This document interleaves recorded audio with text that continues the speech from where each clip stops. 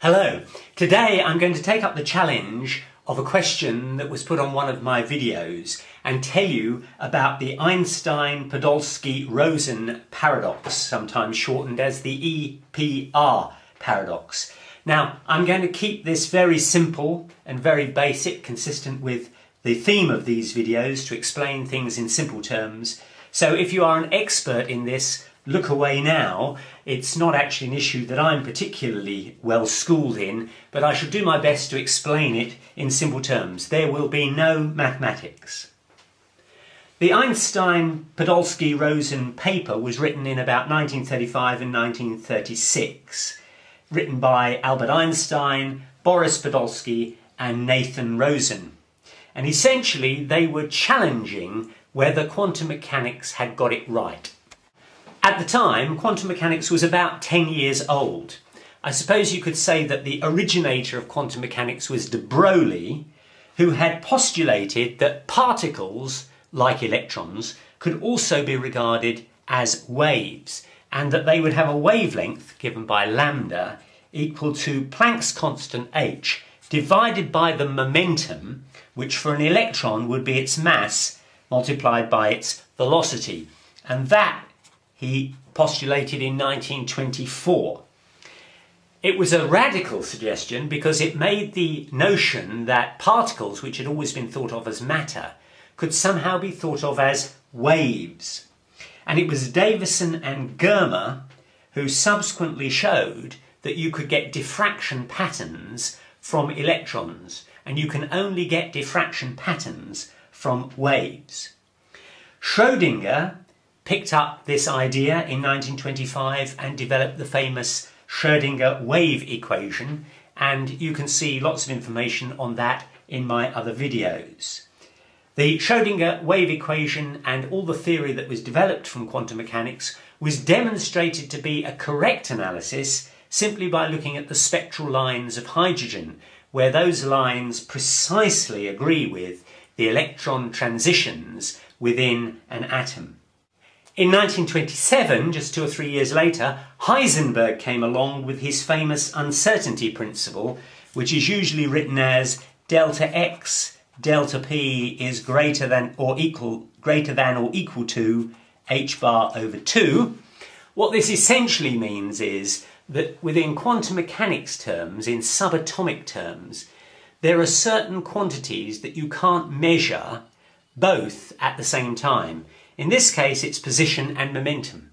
You cannot measure the position and the momentum of an electron at precisely the same time. If you measure one precisely, the other is undetermined. And that is also the case, for example, if you take the spin of a subatomic particle, let's consider an electron, that will have a spin which could be in any direction, but the component of that spin in, say, let's call this the y direction, the component of that spin will either be up or it will be down. Those are the only two options. And the component of the spin in, let's call this the x direction, will either be that way or that way. Those are the only two options for the components. Now, what Heisenberg's uncertainty principle says, you cannot both measure the y component and the x component at the same time. If you measure one precisely, the other is completely unknown. The concepts of quantum mechanics were developed in a number of places, but in particular in Copenhagen, where Niels Bohr and a number of colleagues were working to develop the theories, and we get what's often called the Copenhagen interpretation of quantum mechanics, which essentially says that in the quantum mechanical world things are uncertain and unpredictable until you measure them. Particles have a wave function. Now, it's important to make this clear that we are not saying that lots of electrons become a wave. We are saying that every individual electron is itself described by a wave function. And it was Max Born, who has the honour of also being the grandfather of Olivia Newton-John, who made the postulation that if you take the wave function and square it, or more accurately, if you take the wave function multiplied by its complex conjugate, that was a representation of the probability of finding the particle at that point. So if this is a graph of the wave function against position x, then the wave function squared gives the probability of finding the particle at x. But you have no way of knowing where that particle is. You only know what the probability of it being in a particular place is until you measure it. And when you measure it, if you find the electron is, for example, here, you actually locate it at that point, then what the Copenhagen interpretation says is the wave function collapses. What they mean by that is you can no longer have a wave function because the wave function is essentially describing the probability of finding the electron at any of these points. But you know where it is, you just found it, it's here. So there can no longer be a wave function. It collapses into a single point because that's where the electron is. Now, a further consequence of the Copenhagen interpretation was that if you get two particles that essentially derive from one common source, that they are what is called entangled. That is quantum entanglement. So if, for example, you have, let's say, some energy, and out of that energy you get pair production, let's say you get an electron and a positron produced from energy on the principle of E equals mc squared. You've got energy, you can create matter and mass. Then what the Copenhagen interpretation says is that that electron and that positron will be entangled. This means that the properties of one will influence the properties of another. Let's give an example. We usually say that the electron moves across to the laboratory run by Alice and the positron moves across to a laboratory run by Bob.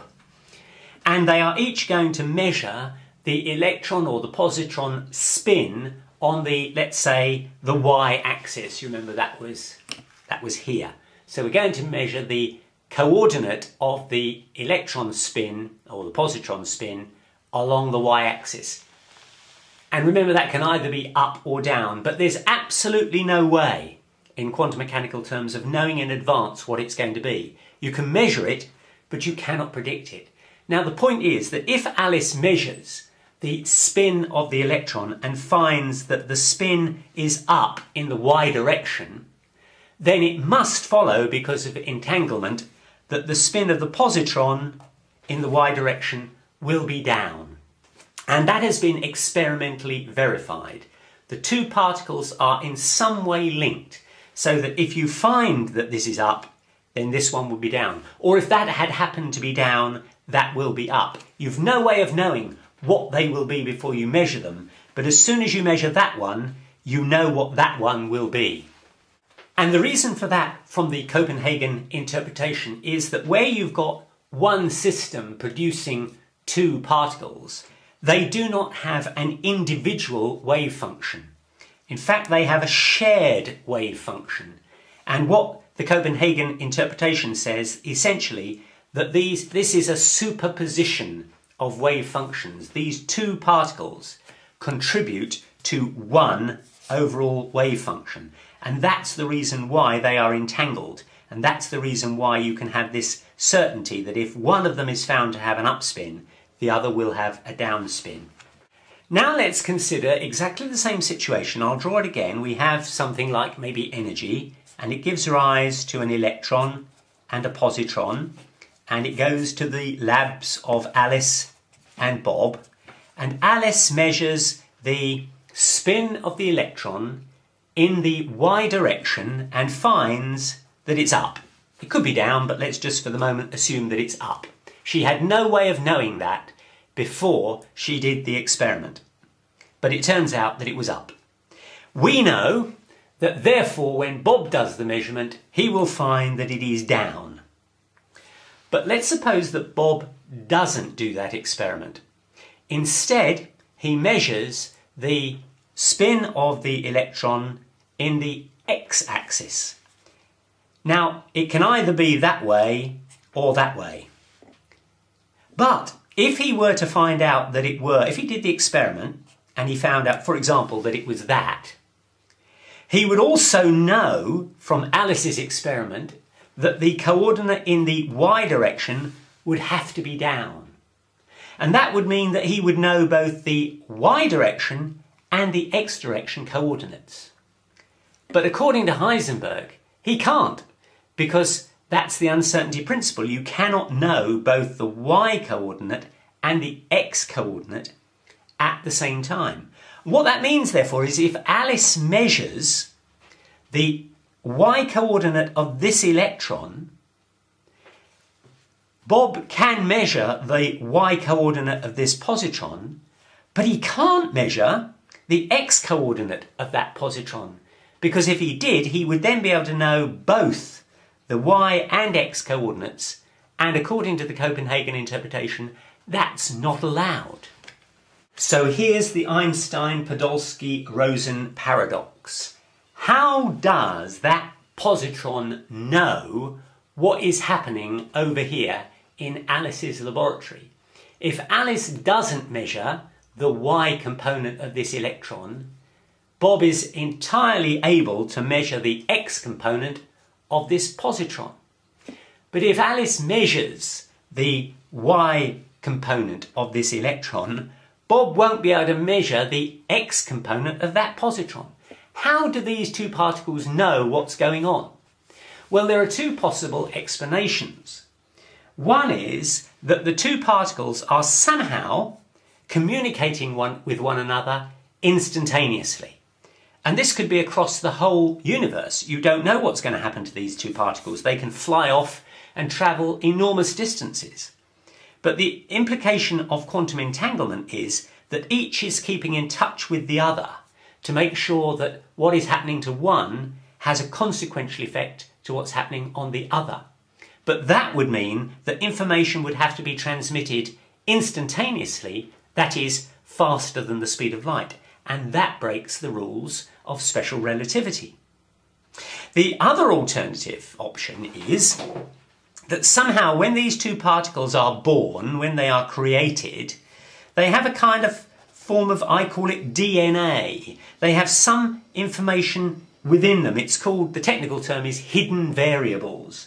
They have information embedded within them that will govern their behaviour such that they always act in a way that is, as it were, complementary. But my word, they'd have to have an awful lot of information hidden away inside them to govern every single eventuality that might happen to them. They have no way of knowing when they're made what interactions they're going to have with other particles. For example, a positron probably won't live for more than a fraction of a second before it meets yet another electron. And when it meets that electron, it will annihilate and form energy again. How does that electron here know that its entangled partner no longer exists and therefore there's no need for any entanglement? Either through instantaneous communication, which seems impossible because it would mean travelling faster than the speed of light, or through some kind of hidden variables or DNA embedded in each particle, which seems highly unlikely because A, it would mean that you would have to have a huge amount of information embedded, and B, you have no way of knowing of what the future holds in terms of interactions with other particles. So that's the paradox. How do we know? How does one particle know what's going on? Unless, of course, each particle knows what is happening to every other particle in the universe at all times. Now that's not as mad as it sounds, because that is in essence what the Pauli exclusion principle says. In my video on atomic physics, I showed that the Pauli exclusion principle says that no single particle, you cannot have two electrons that have the same four quantum numbers, or we say are in the same quantum state. So for example, I showed that if you have two hydrogen atoms coming together to form a hydrogen molecule, each of them will have a ground state. It's called the 1s level.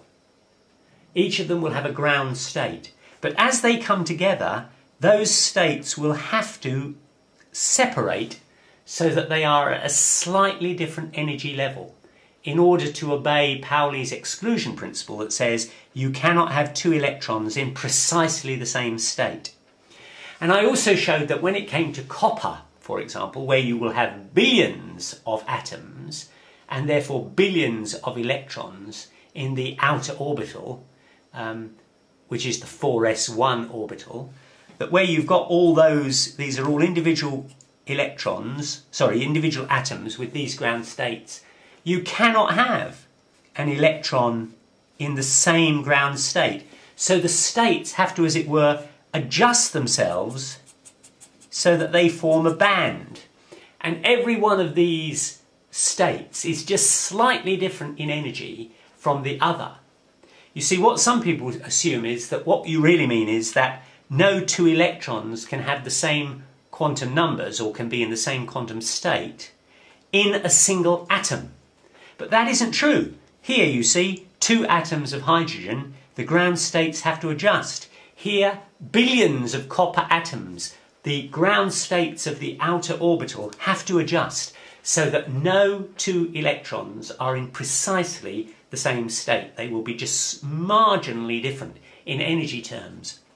And the implication of this is that no two electrons in the entire universe can be in precisely the same state, which means that since electrons are constantly moving between energy levels in atoms, that somehow they have to know what energy level is still available for them to jump back down to, because they're not allowed to jump down to any energy level that is occupied by another electron anywhere in the universe. Now, how do they know that? And that's the essence of the Einstein Podolsky Rosen paradox. They either know it because they're all keeping instantaneously in touch with one another, which means information is travelling faster than the speed of light, or they all have an inherent DNA which governs their actions and the actions of everything else. But that would mean that each electron would have to carry a massive amount of information. Or, as some people now say, you just have to accept that in the quantum mechanical world, things are different and you cannot explain them by the kind of rationality of classical mechanics. There has to be a reason why this happens, and of course science will continue to try to investigate that reason to understand. Quantum mechanics is very good at describing what happens. We still have to establish why. Well, I hope that's given you a simple introduction to the Einstein Podolsky Rosen paradox. I didn't want to get any more complicated than that, and it is very basic. Experts will probably be cringing, but I hope it gives an easy introduction. Hello, today I'm going to take up the challenge of a question that was put on one of my videos and tell you about the Einstein Podolsky Rosen paradox, sometimes shortened as the EPR paradox. Now, I'm going to keep this very simple and very basic, consistent with the theme of these videos, to explain things in simple terms. So if you're Einstein Rosen, and essentially they were challenging whether quantum mechanics had got it right. At the time, quantum mechanics was about 10 years old. I suppose you could say that the originator of quantum mechanics was de Broglie, who had postulated that particles, like electrons, could also be regarded as waves, and that they would have a wavelength, given by lambda, equal to Planck's constant h, divided by the momentum, which for an electron would be its mass, multiplied by its velocity. And that he postulated in 1924. It was a radical suggestion because it made the notion that particles, which had always been thought of as matter, could somehow be thought of as waves. And it was Davison and Germer who subsequently showed that you could get diffraction patterns from electrons, and you can only get diffraction patterns from waves. Schrödinger picked up this idea in 1925 and developed the famous, you are an expert in this, look away now. It's not actually an issue that I'm particularly well schooled in, but I shall do my best to explain it in simple terms. There will be no mathematics.